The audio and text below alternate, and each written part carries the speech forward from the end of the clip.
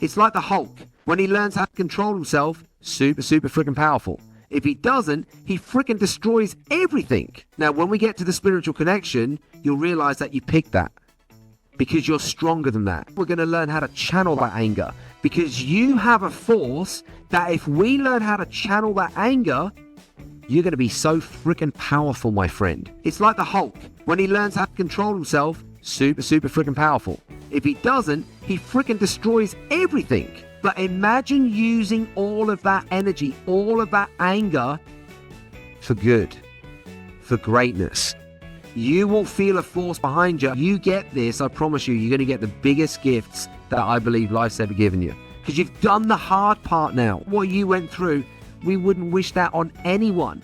But it happened, honor it, we've got to acknowledge it, and then we've got to be able to use it. Because otherwise it's going to use you, and it's going to keep pushing you to anger, push you to frustration, push you to something where it's like, and all of a sudden, feel this, and there's a power coming through you. I'm sure you've all heard these stories before. It was a grandfather out walking his grandson.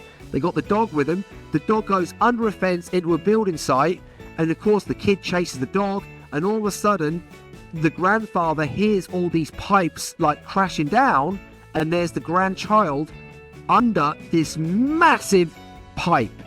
And his pipe has gone right across the kid's chest and the kid can't breathe. When the ambulance get there, the kid was free because the grandfather had lifted up this pipe. Now listen to this. A handful of firemen came. All of the firemen couldn't lift the pipe. All of them. Now listen to this, guys. The grandfather had a note from the doctor saying he's got a weak heart and he shouldn't be lifting heavy objects. Come on! It's like, what? A weak freaking heart, but yet he can go and lift what a handful of firemen can't. Because of this. Now, he was in his heart when he did it, but he used the pain. He used fear to drive him. The fear of, oh my God, I can't have my grandson die. This would be the freaking end of my whole freaking life. So there was no alternative. The only thing he saw was saving his grandson.